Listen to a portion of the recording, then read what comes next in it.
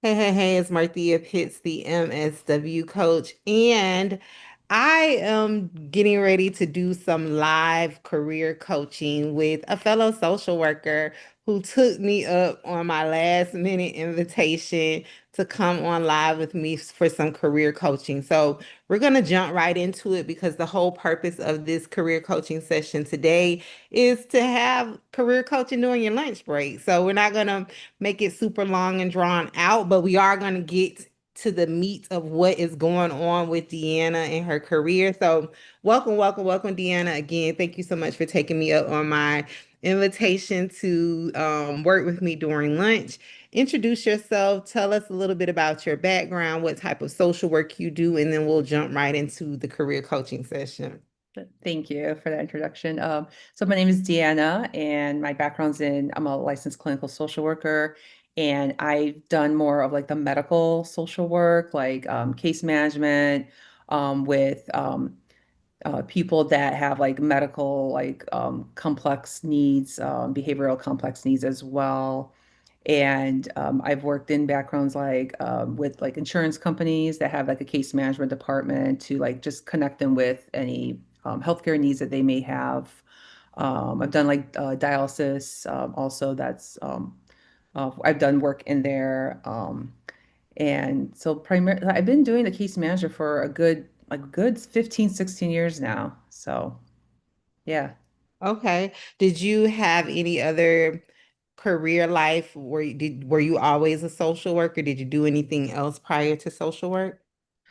No, I know for my field placements, I've also done hospital. I think when the first year, I think they tried placing you anywhere, but I told them from the very beginning of grad school, of like put me in the medical track. Like that's what I wanted to do. Because prior to that, I originally thought I was going to go into nursing, and then I switched majors rather. And then I was like, okay, that's when I saw like, oh, social workers work in this setting too, and it was more of a fit for me at the time. Okay. So yeah. Why did you switch from a nursing major? It was not a good fit for me. I think it was more like my mom was pushing more for me Okay. to be a nurse, and then I was like, okay, I guess they have a lot of jobs for nursing. It's a good job security, and then it wasn't like so. That's why I'm trying to tell my daughter like if that's what you want to I'm not gonna pose it upon you to be whatever I had wanted to be, like my mom did. So Yeah, I love that. That is so true. It has to be your choice. Okay. This is good information. I'm sure I'm going to ask you more questions about your background. Just so you know, I am a note taker. So when I'm looking down and around, I'm taking notes. sure. My question for you is, what's the one thing about your career right now that if it stays the same 6 months from now would feel like a real problem for you? Oh gosh, that's a good question. If it stays the same the way it is now. Yes. I mean, I think the workload is getting more increasingly difficult. The documentation requirements are they're becoming more stricter and more they're where I feel like I'm documenting more than anything else. And Mm. it doesn't look like that's going to get better. If anything, they're probably going to add even more documentation requirements to my work. And I really don't want to be sitting on the screen. I mean, I get to work from home, but to just like stay in one spot hours and hours documenting is not I just it's yeah, it's not the same job that I had 10 years ago. So Okay. it's So being that you clearly identify like this is no longer the same type of job I had 10 years ago, and it's no longer like what I'm looking to do long term. Well, this is my words, long term. How have you tried to fix it? Are you applying to other jobs? Are you looking at other jobs? What's happening? sure. Well, I had thought about like possibly transferring to other roles within the company. But like I think there was one role I applied for. I think it was like in the learning department, like education department, like training, and I instantly got a rejection the next day, even though I'm internally. And like I've had other colleagues telling me like I've applied to 30 different roles in this company and I'm not getting anywhere. Like no one's, I don't know if they're using AI, I don't know keywords. Like Do you have any colleagues that have been internally promoted that applied to an internal position and got it? No. No, just more like the leadership like roles have been able to move over into different roles, but not us. Like, Okay. yeah. So those colleagues that you asked, are those people that work in your specific department or are they like spread out through the organization? Yeah, it's spread out. Okay. So when there's a new position outside of the department where you work, though, and they have the position, they post the position, those people they hire typically are people from outside the organization, or always is, if they're not internally promoting people. Yeah. I mean, in my department, they try to do internal, they do it within my department internally. Whether as they do those other roles outside of my department, I'm not sure. I don't Okay. The reason I was asking because it's good to know like the historical background of organizations because I personally have worked in departments where there has been an unspoken like thing about the department that you work in, and especially if it's super frontline, where they will never I'm going to call it promoting, even though you're applying, they will never promote anyone from that department. And it has nothing to do with you as a worker, nothing to do with even the current group of individuals there. It's just like the background of it. They don't see those people as people that they could move. So that's why I was wondering, like, the 30 applications, was that experiences explicitly of people from that department or maybe elsewhere? Okay. know. So you said the last job you applied for was training in like a training and development job. Yeah, it was something similar like that, right? Have you applied for anything external to that organization? External, oh, outside of that organization. I've looked at some job postings, but haven't actually like dug in to like apply. Okay. What do you think your biggest issue is right now with applying for something outside of the organization? Well, I do like the fact that I get to work telephonically and work remote. So I don't know what the remote like it fits with my lifestyle and with like my family schedule because I do have a kid. Mhm. So that I think is what's challenging. Like if I go out there, then there goes pick up and drop off. Who's going to do all that? And who's going to Yeah. be home to make dinner? Okay. So you preferably would like to stay with the organization you're with. I don't know how to answer that right Okay. now. Yeah, All I'm kind of teetering, like wanting to. I was hoping maybe I can find something internally that's not so member facing, like or client right. facing Mhm. rather, and do some more of the behind the scenes stuff or the training or When was the last time you looked at their job board? Do they have job postings open right now? so they have this thing where you can sign up for alerts and then they'll email you. I had a colleague like show me this, like where they'll send you alerts for different job positions, but you have to put in like keywords. But a lot of the positions are like project manager, and then it'd be like some specific, I don't know, department. Um, some positions require an RN degree, even though I don't, like a nurse educator. I mean, she's not going to be educating just nurses though. It'll be like whoever's new and whoever needs training, whether you're a RN or LSCSW. I had asked and they said they want an RN for that. So a lot of the positions, it seems like are more RN. They want RN background instead of LCSW, even though it's not really like a medical directed like position.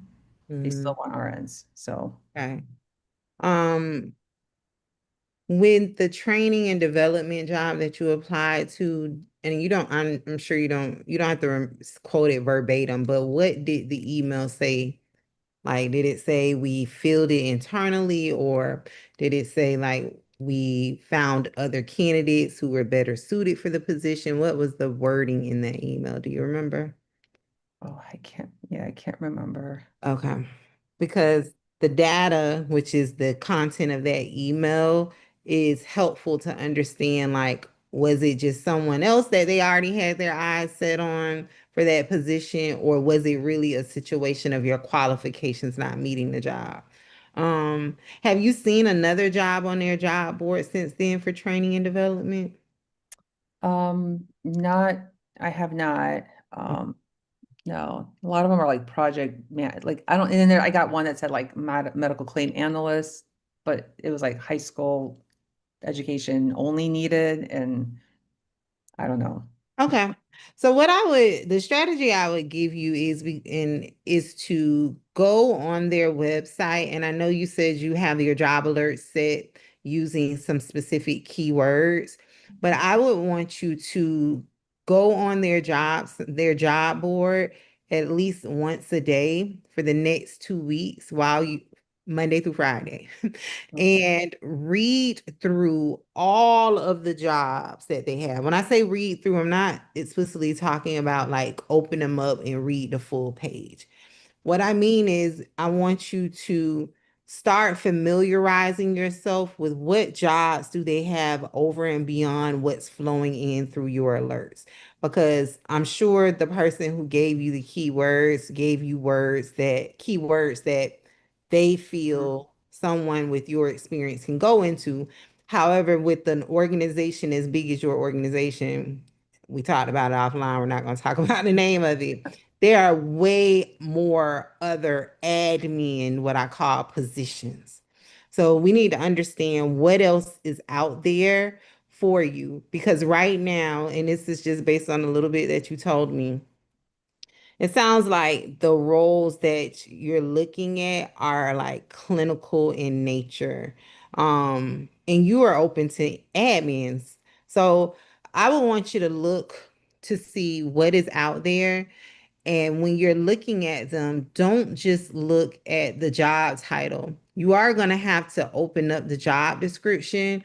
But when you open it up, don't just scroll down to the bottom to the requirement section of the degrees. How I teach people is don't even read that. What you need to read is the very first two paragraphs.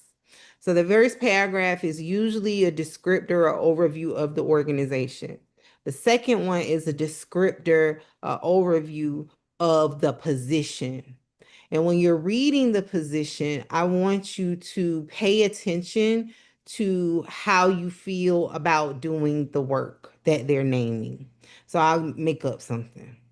Maybe you open up an email that says something about quality assurance and monitoring in the title. And then you open up not email, you open up the job description and you read the second paragraph, and it's talking about monitoring the files of people in your actual department that you work in now, right? You're gonna naturally like, oh, I can do that, right? I would hope you would, because also when you're reading it, you're thinking about what are you doing already in your current job that positions you for this one. So, as a social worker, you're already reviewing case files, even if it's your own, right? Mhm. Even if it's the new trainee, you are reviewing their file. Did you put the documentation on line 2 and not line 3? Did you sign form B? That's quality assurance. So, let me stop there. Do you have any questions about that? Like when you're opening up the job description, how to read it? No, no, it's pretty Okay, straightforward. good. Thank you. Yeah. So don't look at the requirements. Look at the duties of the position, and always reference, like in the back of your mind, what have you done historically that positions you to do that work? And then you apply for the position. So I'm gonna change gears. I'm gonna use the training and development job that you talked about that you applied for, and I'm gonna walk you through like some examples of what you should put on your resume for that job. Okay. So let me just, because I didn't look at your resume and I just want to know, like when you applied for that training and development job, did you change your resume around any? What type of experience did you list on there? I didn't. I just pulled up my resume with my current experience, like all my case management type activities, you know. Okay. So Okay. So, for example, we're just pretending like you're applying for another training and development job. On there, you want to, for your jobs that you've had, you don't want to list your work with the clients. because this is a job where the training and development, you're training other people in the organization.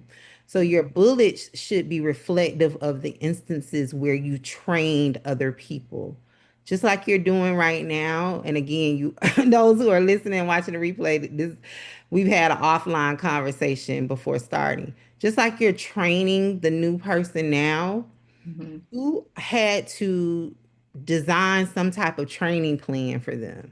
You have some type of set system where you're teaching them how to enter the case notes on the screens, how to read the codes, how to do the billing, how to chart. Like, what is your process for that? Are you doing it all verbally? Are you writing it out? Are you giving the person access to your cheat sheet? Are you emailing them things? Like all of that is a part of training and development. And even though don't have the formal title of trainer right now, you're still doing it. So let's talk about like what is your process right now to train a new person that you're training? What are you doing with them? And you can just use today as an example. What did you do with them this morning? Yeah, so they asked us to it's more like a job shadowing aspect of the training. So sharing screens, showing them like, okay, I'm gonna call this person, I'm gonna go through like the questions, and you're gonna see me how I formulate then a care plan with goals, and just like watching like what a typical day would be like doing something like that. Or I had to call this doctor's office because this member was getting a bill. So she, we shared screens, and, she was, we were all listening to that, that situation unfolding, and her showing me, or her seeing me emailing like the billing department at my job to Mhm. help this person to resolve that bill. Do you think what you showed her today was a big deal? I I think so because there's we wear so many hats, we're not just doing assessments, we're also care coordinating some of these issues that are happening with our clients. Hmm. Most So definitely. So when whoever came to you and said, Deanna, we want you to let the new person shadow you, did they give you like a playbook to say, the first thing you're going to show them is how to do um, formulating a care plan. And you're going to do step one first, and then you're going to show them step two that's written in this book. Did they give you a playbook on how to show them that? no, No. So you had to design that, even if it's in your brain, because it's in your brain. I know it's not written down somewhere. It's right, in your brain. You said, okay, I'm making this up because I've never been a medical sure. social worker. But like, if you're like, we're formulating a care plan, okay, the first thing we're gonna have to do is we're gonna have to go pull up this person's insurance information. So we're gonna pull up screen ABCD. And we're going to look at what is their insurance type, what is the allowance, what is the doctor prescribing. You're telling them how to read the prescription to determine the insurance allowance. You're doing all of those things. That is curriculum design, right? Because you didn't jump out and just say, okay, we're just going to jump into, I'm going to just show you how to write it up. You're taking them through the necessary process to get a care plan developed. So on your resume, you want to talk about how you train people and why you train them. You're training that person to ensure that they are doing the thing in compliance and like in accordance with the local, state, and federal laws in compliance with your organization's standards, regulatory guidelines, right? So for that training and development, I didn't see her resume, but for that training and development job, if you just had on there like manage caseload, saw clients, blah, blah, blah, and it did not have anything on there about training, that's why you would have received an auto rejection. So for all of your jobs, you just want to talk about training and development only. Mhm. So I know as a social worker, every job you've ever had, you had to train someone. Sure, yeah. Yes. So let's talk about the job you had before this one. What was an instance where you had to train someone? What did that look like? God, it was a long time ago, but I was in the field, I was in the clinic because I was doing dialysis. And when we would get a new member or a new employee, um, God, we didn't really hire too many new people. Because the dialysis center was usually just like it was like one, it was usually like one and a half social worker that would work at those places, and everyone else was either like a nurse or a dietitian or a tech. So I really didn't, I'm trying to think. There was at one point they did have us do some training. They had made the social workers in the whole like company take turns. That was such a long time ago. They did have a curriculum we had to actually go Okay. through. It was a while ago though. I mean, it was over 10 years ago. So Okay. But you 10, still were 11. responsible for using the design curriculum to train the person. But just because there's a set curriculum doesn't mean that you didn't have to adjust to appeal to the learning style of that person, Right. right? So if there was I'm making this up, if there was a how-to sheet or a cheat sheet and they're like, they told me to give you this cheat sheet. And a new person is looking at you like deer in headlights, like, how do you read this? You probably looked at it and was like, well, this is what this means. And let me show you where that is, right? So you are adjusting to appeal to the learning styles of people. That's a part of training and curriculum, training and design. So let's jump back to your job now. The things that I've named based on what you told me a little bit about your day is that in your training and development work, you're teaching people in your type of position how to develop care plans in accordance with policies, rules, regulations, and guidelines. You are training them on how to develop effective uh, partnerships and relationships with healthcare stakeholders, that doctor you called. Mhm. You want to use the term whatever you all call doctors. You're also training them on, you're developing training plans for the person.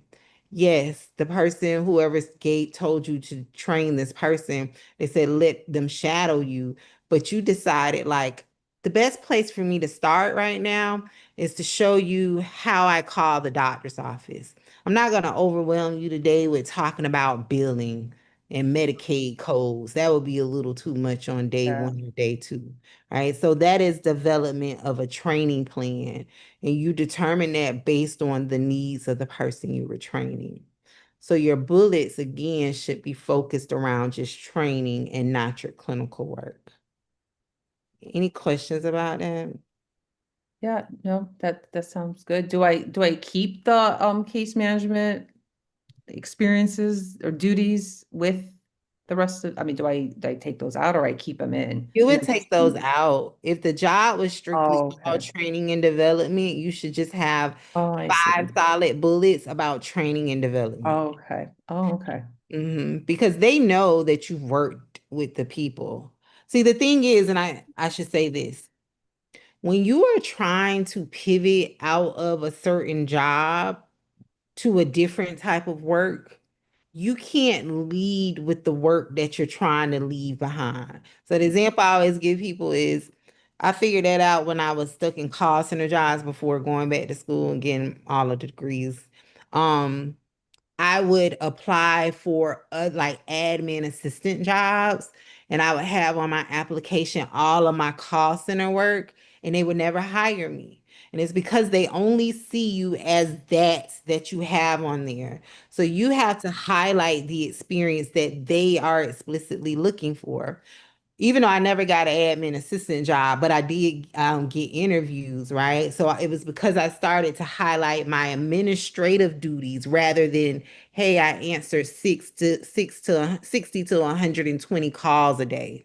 When you lead with that, they're only going to see you as that. So you have to Oh, reposition yourself in the minds of the people who are reading your application and That's how you do that, by talking about that one specific thing that they are explicitly looking for, Oh, okay. Okay. because it is a part of your job.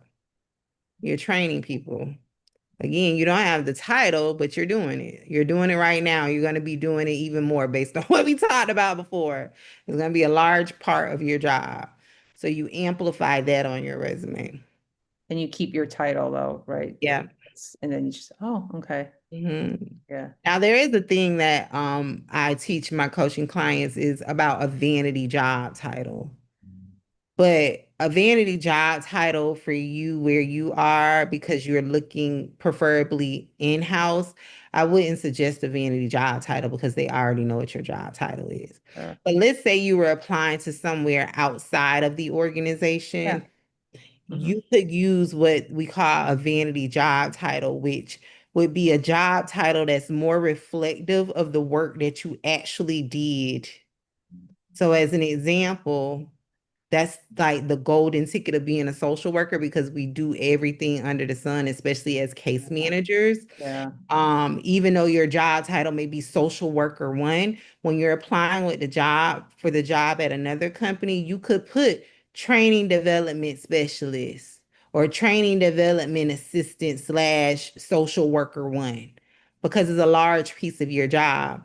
The vanity job title is on your resume, so employers, when they are reading it, they can contextualize what you do, like sum up what you do without having to read your bullets.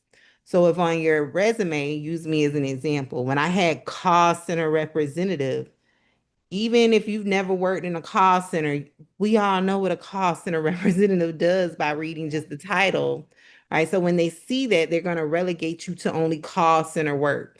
So a vanity job title, if I had training and development, blah, blah, blah there, Mhm. they would be like, oh, she does training and development work. Let me read on more. This is our person. But if you have something there where they're like, that is no way that fits this, they're not going to read anymore. Does that make sense? Yeah. Yes, it does. So vanity job titles are a thing. Usually people's next question is, well, what about when they do the reference check? So I always tell people, like, when you start applying for higher quality jobs, higher paying jobs, the less you will move away from an employer doing reference checks the way that you are traditionally used to. So traditionally, like for frontline jobs, you're like, we need to call your last three supervisors. When you move into higher quality, higher paying jobs, they just ask you for three references. I could be your reference. Your friend from kindergarten can be your reference. Your old supervisor from 5 jobs ago could be a reference. They just want someone who can speak to your level of work. Not, and it doesn't have to be your supervisor, but let's just say you apply for a job and it is, we need your last three supervisors. At that point, that's when they're going to either email you or call you, and they're going to ask for that information, and they're going to also ask you for your job titles. And so at that time, and this is a whole different person than from the person who interviewed you. This is usually someone from HR, an admin assistant, something. So someone that wasn't in the interview. And at that time, that's when you tell them, my working job title was social worker one. How it was, no, my working job title was training specialist, blah, blah, blah. However, my HR job title is social worker one. The supervisor's name is blah, blah, blah. When they call that person, they're going to reference social worker one. Yeah. Yeah. So that's how you address that. Um, what questions do you have for me? Um, Trying to think what questions I have. Yeah, I mean that was like one avenue I was considering. I was considering other avenues. I just don't know. I know the training and learning, like that's that avenue where you don't have to do any more direct, client facing. I don't know what other social work positions offer, um, non-facing clients and more of a indirect Well, positions. so you really want ideas on like non-direct service type jobs? Yes. Okay, so one, I would say training and development is not that. Training and development, you Right. dealing with other workers. Oh, yes. I meant like client Oh, facing. okay, Client clients. facing. Okay. Yeah. So I would always suggest, because it sounds like you just want you a good administrative position, a job where you are, this is just how I explain it, pushing papers, you're not trying to be anyone's leader. I always suggest for people who want things like that to make certain that you are strategically looking for job opportunities where you are a part of a team, where you are not one of one.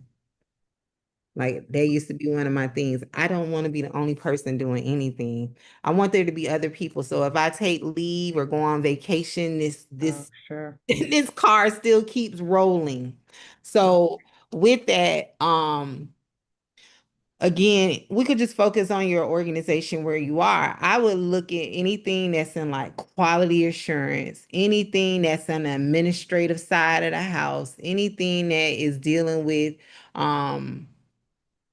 maybe even in the finance department, but not being an accountant, someone that is like supporting the accountant team, something super admin, almost feel like clerical work, but it's good because you're not dealing with clients. You're just dealing with the internal process. You're there Right. support to support the machine.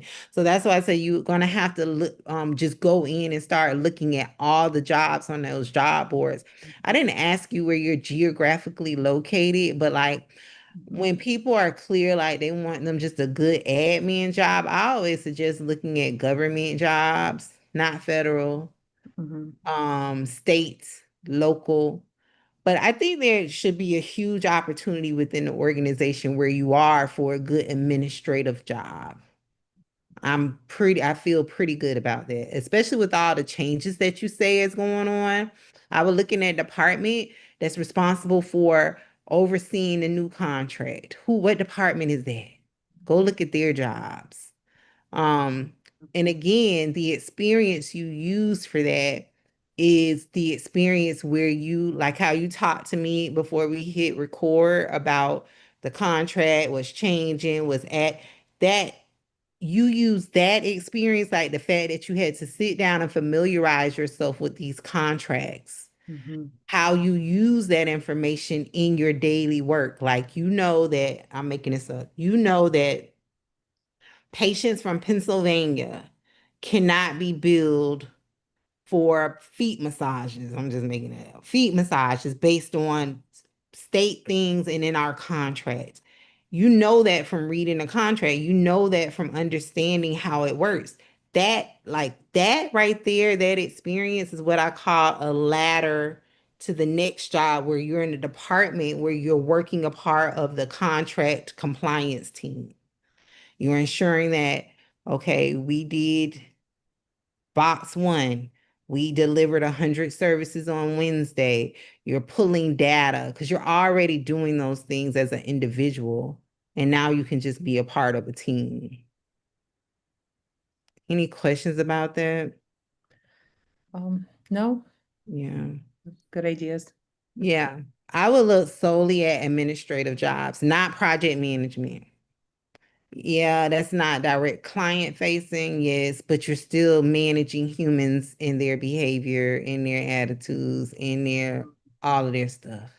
And so what I always tell people is the hardest people are the people inside the organization, not Yeah. externally. They're the ones that make it hard. So not project management. Yeah, most definitely. I would look at maybe like insurance compliance because they have departments like that in your type of organization. I would look at anything that's around maybe even like mm, most definitely finance. Anything What about marketing? marketing. I've seen those roles kind of roll through as I was. Yeah, you could do that as long as, but remember your non-negotiables. Don't sign up for anything that requires you to travel and go out in the Oh, community sure. and do events and things like that. But most definitely, because the marketing for your organization is, yes, traditional marketing in the sense of like they're going to have business people doing it, but I'm sure they also have people like you with the healthcare background because they have to know how to develop materials to speak to the people to get them to take action.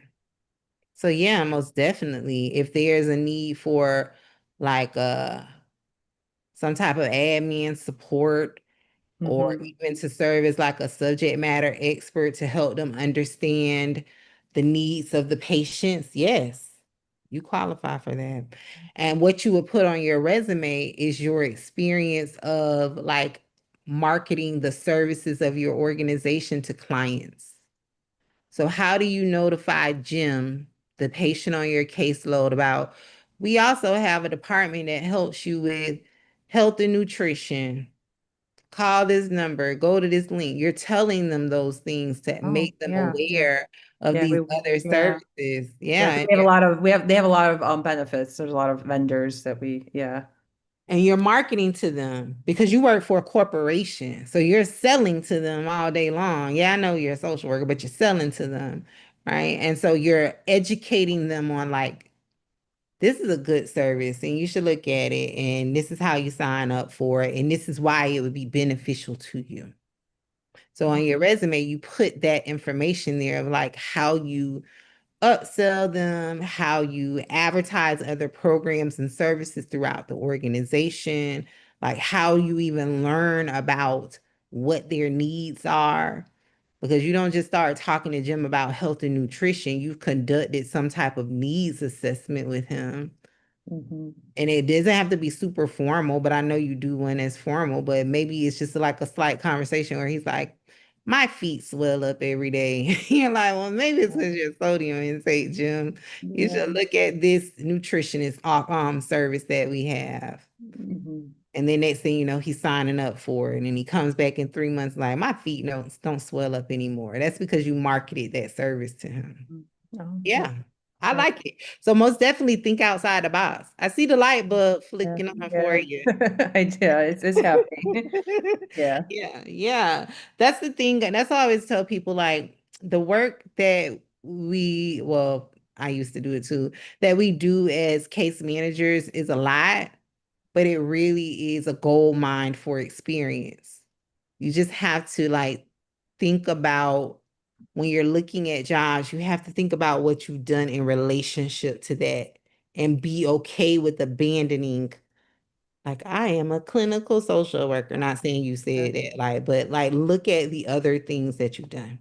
Oh, Okay. sure. So, only other question that I have for you, and then we're gonna wrap up, is you talked about like the job that you currently have and what's currently like a lot for you. But my question for you is, what is it costing you in money, time, or opportunities to like not have this figured out, to not be, if you stay here for 6 more months, what is it going to cost you in money, time, or opportunities to be stuck where you are? Um, I mean, it's not even about the money at this point. It's more like I don't want I don't want to like get like sick from this job, like with all the stress that it's adding on now with all these new, the increase in workload and Mhm. um it's just not, it's just not serving me like Yeah, mentally and yeah. Okay. So to wrap it all up, put a pretty bow on it for the next 2 weeks. Go to their job board every single day, Monday through Friday, at least for 1 hour a day, preferably the first hour of your day. Crack open each one of the jobs, look at the second paragraph, write down the job titles that are of interest to you. And then the ones that are interest to you, update your application or your resume that's already in their system to reflect the experience that you have that goes with that. Okay. okay. And then with your job alerts,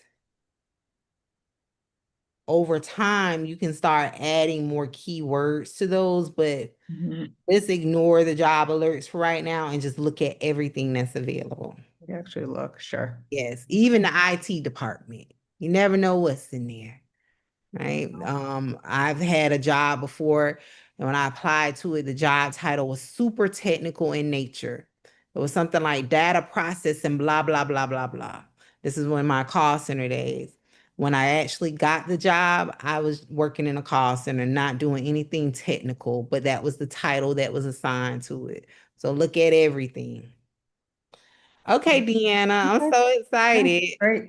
Yeah, Okay, this has so been let good. me let me end this and then we'll chat for a few and be done. If those who are watching the live, if you learned something new, had any aha moments, key reflections, takeaway, drop it in the chat or in the comments if you're watching the replay and let me know what did you learn from this live coaching session. If you are new here, grab my free e-course at the link in the bio. It's at macroandpaid.com. It's a great way to learn about macro social work careers, what they are, what they entail, salaries, job titles, all of the things. And until next time, happy macro career planning. Bye. One moment, Deanna. Oh, I didn't record it. That's okay. I'm gonna hit end. Can you just come back in the Zoom link for me once I Oh, hit end? you Okay. mean like, I'm gonna close it completely out because I oh, have to okay. the way I started it, but just click the link back just so we can recap and not